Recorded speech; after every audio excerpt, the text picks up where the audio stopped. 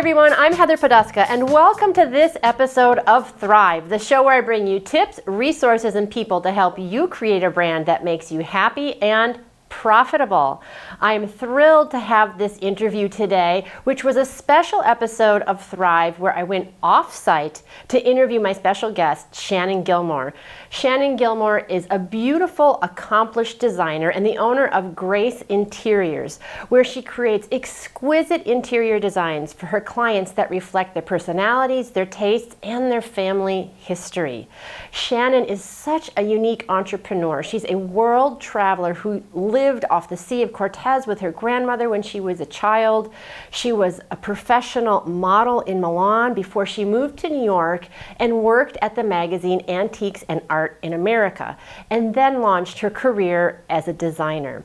We talked about all things interior design, beauty, culture, art, and how all of those things impact your life. And of course, if you are designing your brand, your personal brand, your business, your life, you want it to reflect the best of who you are, your personality, and you want others to be able to experience you through your design, through your living spaces, through your workspaces. Shannon had so many interesting stories and also some great tips about what you can do to spiff up your interior spaces. I hope you enjoy this episode of Thrive.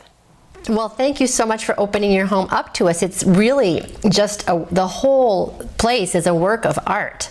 Thank you. So how did you develop this wonderful eye? I mean, I'm looking around your home and I am seeing your travels, and I'm also seeing your love of art. It's not prints, it's real art, and I know that that's something that you're really passionate about. So how did that come into play for you?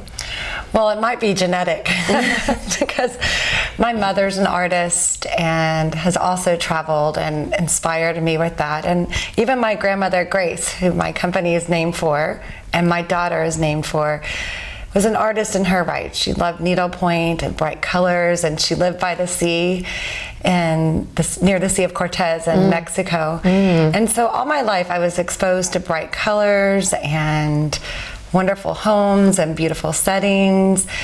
And then, it just all developed. I was a dancer when I was a little girl. I was in the Nutcracker, and I always noticed the stage decoration and the costumes and the layering and the lighting. And then later I worked in fashion. I was actually 20 years and 20 pounds ago, well, 30 years and 30 pounds ago, a model You are still drop dead gorgeous. Thank you.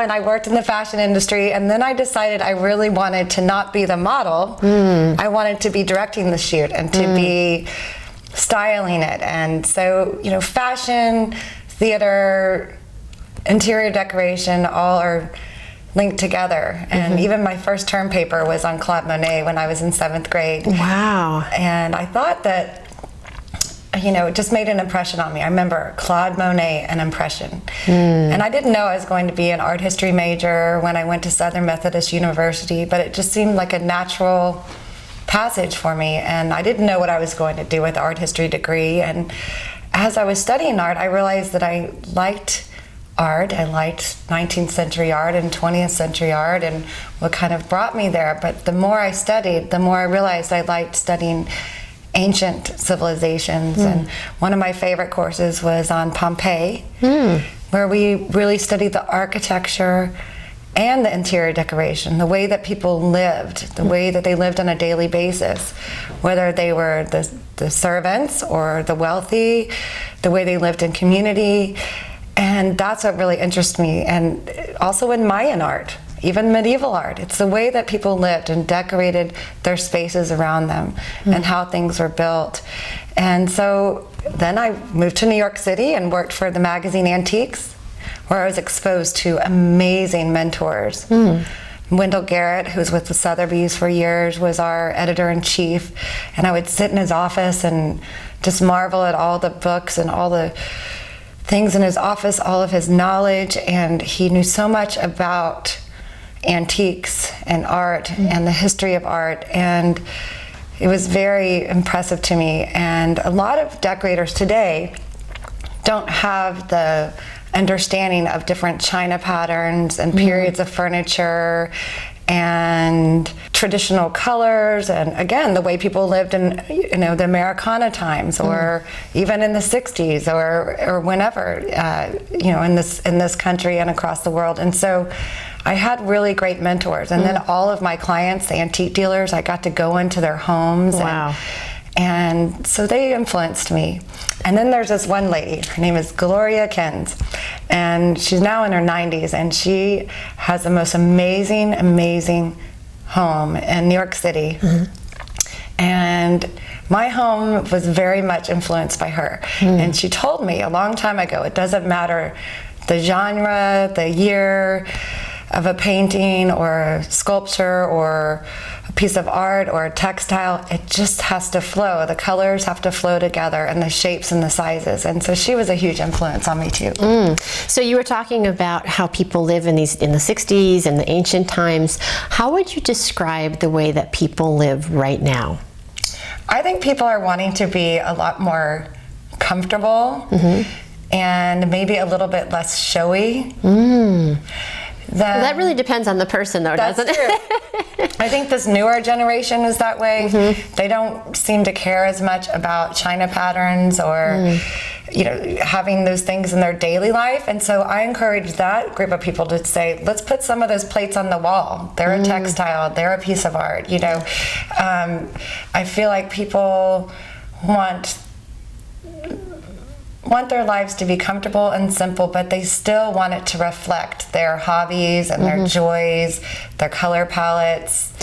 Yeah, I think that's true too. And I also think that we're accosted by electronics. I mean, we're doing this shoot now, there are cameras, there are lights, I heard a cell phone of mine like beep in the corner. How do you deal with that when people being comfortable in today's world also means being surrounded by electronics and computers and screens? How do you deal with that when you're decorating a house? Well, I make a joke about that. I always encourage my clients to, maybe for an anniversary or a Christmas time or a holiday, Hanukkah, whatever, it's, a special time, Mother's Day, which is coming up, to purchase perhaps a beautiful piece of artwork, a rug, or something that will have meaning and be passed down through the generations. And I always say, something that you would want in your spaceship, because all of our electronics are only going to change, and the second you buy an electronic, it's immediately off the shelf and deteriorating and is, not worthy anymore of the next greatest thing. I love that. So if you were going up in a spaceship, what would be the 3 things that you would bring with you? Oh my. And why? Oh my. Well, my son loves to play the piano, and it's a center. I don't know if that's going to fit in the spaceship. So I don't know what we're going to do we'll say it's a very big spaceship, so you can bring whatever you want. Right, and I like the sound of authentic instruments. And so when we moved to this house, I said to my son, because my daughter was already in college at the time, I said, all we need is a tubby, a piano, and at the time he was really into Xbox, and then we'll be fine. But I was able to move out of our home of 19 years with my favorite pieces, and so I really had to make that decision about 3 years ago, and what were my favorite things. But I didn't have to decide on 3. Okay, but now 3. So I would say the painting that my grandfather gave me. It's a Symboli painting. It's beautiful, and he bought it for me because he was reminded of my cousin and me when we used to visit him in La Jolla, California, where we spent our summers. And it's so meaningful because he bought it for me with me in mind. So that's one. Then I would have to say my grandmother's and great-grandmother's china. I mean, it just really means a lot to me, the china and silver, and we use it not just for special occasions, but I use it a lot, and it reminds me, again, of the tradition. That's really different because a lot of people use their china maybe twice a year. I use it a lot. Yeah, that's great. And the silver too. I say, some people say, why have it? And I say, if you have it, why not use it? Exactly. So, and then, my mom has given me so many beautiful things for this home. So many special Limoges pieces. I wish I could pack them all up in one little box and take them with me. And then I guess if it was something that was not from anyone that I just bought for myself, I would have to say my cowboy painting. So tell me about that. So when I was graduating Southern Methodist University and moving to New York. And Southern Methodist is where? In Dallas. In Dallas. Where I was raised. Okay. So I've got that Texan side of me. My mother was born and raised in Tucson and then went to Stanford and lived in India. Wow. And then my father is Texan, and I'm fourth generation on his side. And we spent our summers with his side of the family in Colorado. So I have the West really covered and the South here. Yeah. And now Boston. And now I ended up in Boston, where my grandmother, Grace, was born. And then was raised in Palm Beach. So here we are. It's that global eye, right? It is. Yeah. And also bringing all those different cultures and yes, exactly. So I went to New York. Yeah. And I remember we were all celebrating about our jobs and what we were doing, and I was so looking forward to working for the magazine Antiques. And I will tell you, I made not as much money that first year in New York working for the magazine Antiques as I did modeling part-time in college, but I was in my dream world. I was in interior decoration and being taught so much, and was put on the road right away. And they gave me the Southern Territory, Bucks County, New York. So I got to really travel a lot with that job as well and get to see a lot of the Deep South, and I had 2 roommates from Louisiana. But there's a big part of me that's Texan. Yeah, I can hear a little bit of that. That's right. And I always say y'all, too. Yeah. And anyway, so I knew this artist, Sasso, Jimmy Sasso. And I saw him out one night, and I said, I want to buy the cowboy. You know that song, I want to be a cowboy. I said, I want to buy the cowboy. And he said, well, okay, and which one? And I said, I want the one that I have in my home now. And so at the time, it was only on canvas, rolled up canvas. It was not stretched. So this is the picture in the other room. That's not. It's not this big, right? No. How big is it? Huge. It's like he's huge. 8 by bigger than life. Yeah, big, like Texas. And I only have a couple of paintings of men in my room, my house. One is of the cowboy, and one is of a Turkish dog. And I don't know what that says about men. I don't know. I love men. I have a son and a father and a brother. But I just think women depicted in art, it's just so beautiful. But the cowboy, so anyway, the cowboy came with me to New York, and wherever I lived, I would just roll him down, and he was the center of my space. And my friends and I at the time, we had roommates, would say, if the cowboy could talk, we'd all be in trouble. Because he saw and heard it all. So the cowboy's going on the spaceship. The cowboy is going on the spaceship. Oh my God, I so much love that. And then I finally stretched him when and put him on a frame when I moved to Winchester 22 years ago. I love it. So you mentioned briefly that you were a model, and then you said, I landed at Antiques magazine in New York, and I felt so lucky.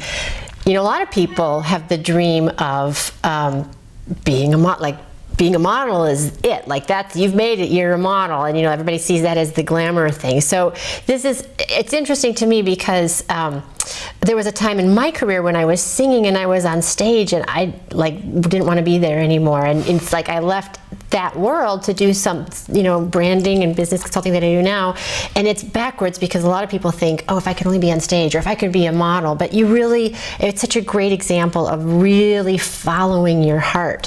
So how did you know? I mean, how did you make that transition? I knew, again, I didn't just love standing there, and but I gained a lot of experience about shoots and being on stage. I was a broadcast journalism minor too, and I knew I didn't want to go live in a small town, Monroe, Louisiana, where my best friend Tiffany Kinney, who is now the evening anchor in Palm Beach, and my good friend Kim is the evening anchor here. But I knew I also wanted to live in New York, so that I would also be exposed to the arts there. And I was a member of the young people who supported the MoMA. I was very involved with the Public Art Fund there. So I love fashion.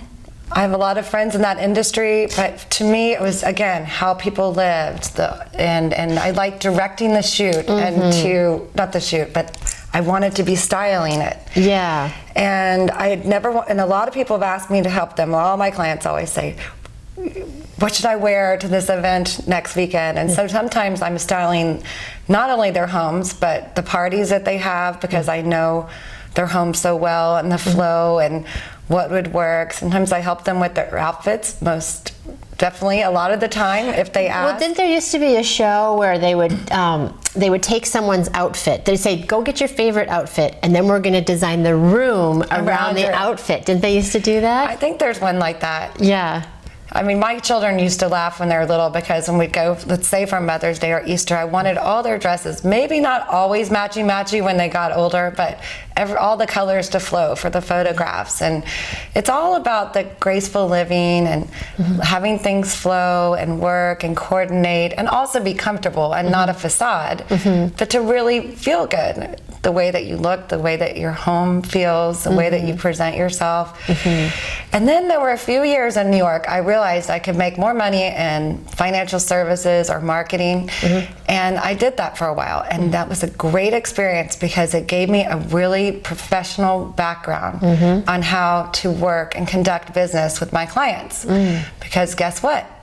My clients are creative.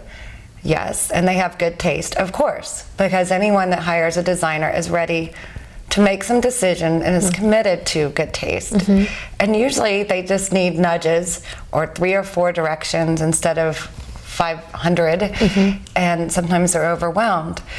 But that experience enabled me to be able to be very professional, on time, on budget, and to be able to communicate with my clients. Because guess what? Most of them are doctors and lawyers and financial service people and accountants and engineers, and again, they're creative in their own fields, but they expect a certain level of business-like manner. And well, that's the thing also, that you're a creative, you're an artist, you're the director of this whole scene that you're creating, but you're also an entrepreneur. That's right. You're a business person. That's right. And both of those things, and I think that sometimes that's tricky for people in all creative industries, and is to really, I know that was a challenge for me when I was making that transition, and I had to learn a lot, and I love it. I love learning those things, and I like doing it, but it is something that I think that you have to really embrace, that you are a business person who does this for your business as well. We were talking about your son and music and that whole lifestyle as well. Even if you're a musician, you have to be a business person. Yes, and my daughter's, guess what? She's graduating soon, and she's going to be a teacher. She has to treat that like a business, because if we're going to be professional and get paid for what we do, then we have to be professional, and not just with our clients. Another thing that's really important for me is to get along and work well with the contractors, with the tile people, with the electricians, with the plumbers. Usually my clients see me the first time, looking fabulous, maybe at an event, dressing the part, of course. But then I'm in my hauling gear, because being a decorator is not all glamorous. For sure. It's not the runway like modeling was all the time, for sure. And even that industry, I remember when I was modeling once, I was on a ladder, and I was on the ground, and they were on a ladder pouring water in my face to make it look like a waterfall. All of these businesses are not as glamorous as they seem all the time. And we have to work hard and to show up for everyone. And I just had Tyler's, this morning, I was on my knees, laying out the flow of the tile with them, because you want their respect too. Right. And I mean, it doesn't matter what industry, and hard work is what it takes to be successful. And sometimes people look at people who are really successful and they're like, oh man, I wish I could do that. But you don't, or the overnight success in Hollywood, but you don't see the 10 years of the effort that was laid down to achieve that success. It's all of it that comes. It's not just that moment when you're on stage, or the moment that you're finished, ta-da, here's the beautiful room. There was a lot of work that went into that as well. And the work that led up to it. Exactly. My children's father would always say, Shannon, you give so much away in the beginning. You have years and years and years of experience. But also, I feel that in my industry, and yours too, we have to give a little bit away in the beginning so people can trust you and know how you work. And I have a set of questions I ask Claytons all the time. I ask them, when I first work with them, it's called a design quest methodology. And it's a set of questions that help me to get to know them and the way that they want to live, where they are the here and now, what they would like in the future. Do they want to be really involved, sort of involved? What are their budgets? How do they like to best communicate? By phone, text, email. There's so many things that we need to start on the right path right away. I mean, just like when you and I first met, you asked me a lot of questions, right. And you're a good listener. And again, I think that's a really important part of being professional, is being a good listener, and then being able to take what you've heard and to follow that direction with your experience, right. And your suggestions. And sometimes you need a nudge. Right. So talking about nudges and suggestions, what would be some things that the average person could do in their house to give it more sophistication, to make it more authentic? I know I hear you saying that over and over in all of the things that you're saying today, to really express who you are, to make it comfortable, to bring in your traditions and your rituals and your family. So what are some simple things that people can do to do that in their homes? Well, there's two places that people usually visit when they come to your home, and one is your foyer. We hope. Yes. We hope they're not coming in the window. Or it could be your mudroom sometimes. So I feel like those first two places that people enter your home, it's really nice to make an impression, and also to take that space and to create a seasonal touch. And it doesn't always have to be with fresh flowers. You can take a really fabulous receptacle or vessel, and then just change out in the spring with hydrangeas, in the fall with some mums, and at Christmas with the poinsettia. But to set kind of the season and the tone is very nice. And then your powder room is also a place that people visit if they're there for any length of time. And I think that's a place that you can have a lot of fun and have some interesting pieces of artwork or display things that kind of tell a little bit of a story. I just did a wonderful entire home in Lexington that was actually the Postmaster General's home in Lexington from the 1850s, and it was completely gutted to studs. Wow. And I wanted it to have a farmhouse feel, so that whoever was going to live there and then maybe purchase it at another time, it would fit within that genre. But the client that hired me for the space is, she's a beautiful Chinese woman. She is a doctor. She really embraces her heritage, and she likes things to be very clean lined, very quiet. It's not at all like this. It's very tonal and very quiet and very minimally accessorized, but it tells her story. And in that powder room, I did this fabulous, it's gray, black, and kind of silver with a chinoiserie theme on the wallpaper. But there was a farmhouse sink in there. Oh, cool. So it was marrying tradition, marrying her heritage, and then also honoring the home. Right. So if you could describe that marriage of traditional and contemporary, and you have that in yourself as well, of being very sophisticated, rubbing shoulders with people who have also traveled the world and been in the arts and been in the modeling industry, and you're also on the ground rolling up your sleeves and you're a Texas girl. Yeah. So if you had to give me 3 words to describe who you are and what your aesthetic is, what would that be? Wow. I would say textured. One word. I would say sophisticated and authentic. I love that. And you were talking about your daughter and being a teacher. Everybody is a personal brand. Whether you have a solopreneur business or you're a teacher, you work in corporate, you're representing yourself. And the more you can know who you are and express that, the more you're going to be happy in your job or in your career, and the more people are going to recognize who you are and if you're the right match for them. That's right. So that's who you are. Who are your ideal clients? My ideal clients are, as I said before, people that have a sense of style and taste, that they are willing to take direction, to express themselves, that they're not afraid to tell me what they think or afraid of giving me an idea. I always laugh. Sometimes my clients, I'll go to their house and say, don't look at this, it's such a mess. Don't look at this, it's such a mess. And I always say, just come on over to my house and look at my junk drawer. I'm here, I have the honor of being in their homes. I have clients with little kids. I have clients that are retired. I have clients that were working on their summer homes. So my ideal client is someone that works with me, let's say in the beginning, just to help them with some paint colors or to get started, and then we have this nice working relationship, and then it's the next room, and then it's their next house, and then it's staging that house to get ready to sell, to build their next house, and then it's their dress for their party, and then it's their summer house, and then it's their retirement condo, and and that's what happens over the last 15 years. I've helped clients with many transitions in their homes. Yeah. But there's no ideal client in terms of they have to have this budget or it has to be right now.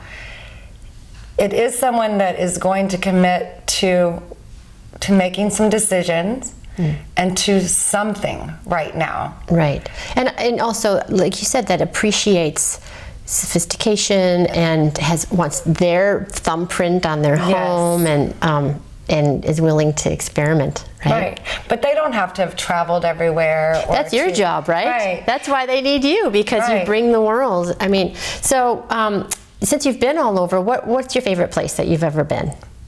Well, that is... Besides right here. Right here. That is... I think wherever you go, there you are. Yeah. And I have really positive memories of the places I've been, and they're very special and specific reasons why. So just give us one of the specific reasons and where you were. So my most recent adventure that was just so magical was to Zambia, Africa. I was so inspired by the people and the nature and the ruggedness and just the simplicity. And I didn't go with anyone that was dear to me. I have a good longtime family friend who's also an interior decorator, and she is dear to me, and I hadn't seen her in about 25 years. So she was there. But when I say dear to me, my parents weren't there, my children weren't there. It was just kind of me. And it gave me a lot of time to think about my business, of course my family, and my direction over the next 15 or 20 years. Because I realized with parents who are in Texas and aging, and with, I have a 28-year-old bonus daughter, an almost 22-year-old daughter, and a 19-year-old son, and I've defined myself a lot by motherhood, of course. But it gave me time to really envision what I wanted to do with Grace Interiors. In terms of my business, I think one of the most dramatic trips I ever took was to Turkey. I'd been to Greece at least 3 times before. I also went to Greece on that trip as well. But I took my Grace and my Clayton on that adventure. But going into Cappadocia, 3 hours flight from Istanbul, and really seeing how the rugs are made there, and purchasing over 20 rugs, of which I sold and kept some. It was just so magical, and I was seeing where all the religions of the world, all the cultures of the world all kind of came together, and again, the layering of history and people. And I didn't even realize how much I was inspired by Turkish design until I was there. So I would say that most recent trip, but there's nothing like living in a country, spending those summers at my grandmother's house in Mexico. Hablo español porque mi abuelita vivía en México 13 años. There's nothing like that experience of living somewhere. There's nothing like living in Milan and living in Rome, living in New York City. Yeah, and I love what you're saying, and I can hear the passion in your voice, and in the whole time we've been chatting, I know your passion. I can feel it for the textures that you've brought into your life, and I just applaud you for following that deeper stream of knowledge and art and history, because not everybody does that, and that's something unique and beautiful that you contribute to the whole world, not just to your clients, but your spirit, your eye, your aesthetic, your wisdom, wisdom, your history, all of those things, and how you combine them. So I really want to, acknowledge you for doing that. And now that we're here in this time and sharing this space together, I always like to ask my guests before we finish, what are you most grateful for? I am most grateful, yes, for family. The family before me, the family I have now, and the family that will come after me. I'm grateful for the heritage. And what comes out is, all the things that they taught me, the experiences, sometimes really small, sometimes really big and monumental, that we shared together, and that I was able to pass on with my children, and I hope they'll pass on with theirs. And also, I've had a very fortunate long line of healthy family members. So I'm lucky to have that gene. I'm thankful that I can get out and do yoga and go to concerts and have my eyesight and my health and my ears and my facilities to be able to do what I love to do. Because really, health is everything, so that we can go out into the world and do what we love and be with whom we love. Yeah, and even, I can hear the little things and the big things, and I know that's how you design as well, as the little things and the big things. And I really want to thank you. I'm so grateful that you've shared your time and your expertise with us, and also that you've opened up your beautiful home to us, because I think that's a gift to the viewers as well, to see this beautiful work of art that you've made with your expertise. So thank you so much. Well, thank you, and it's been really fun. And my other house was built in 1908, and I lived there for 19 years, and it was a very different feel architecturally, and I just took those same pieces and brought them right here. And my friends call this home, and my kids call this home. We call it the clubhouse, we call it the tree house. It's a totally different setting, and I was really worried that maybe I was going to be sad to leave my other home. And then I found this, and then I realized I can have the things that are important to me around me. And if I downsize again, I'll do it again. So it's been wonderful to have you all here, and I'm just so honored that you wanted to interview me, and it's been fun talking about what I love. I sometimes don't get to talk about it, because I'm always asking everyone else questions about what their lives are, what their goals are, what, we're on a time, so I don't get to really reflect that much. Well, I really want to thank you for sharing. And I love talking to people who love what they do, who follow their passions, who express their authenticity and raise their skill and their talent to the highest level, because I think it's such a gift to humanity. That's why we're here, right, to contribute. So thank you so much for your time. I really appreciate it. Thank you. Hi everyone, thank you so much for joining me for this episode of Thrive. Wasn't Shannon a fantastic guest? And her house was amazing. I hope you learned a lot and really took some keynotes away from the interview. Until next time, here's to hitting all your high notes. Take care, everybody. Bye-bye.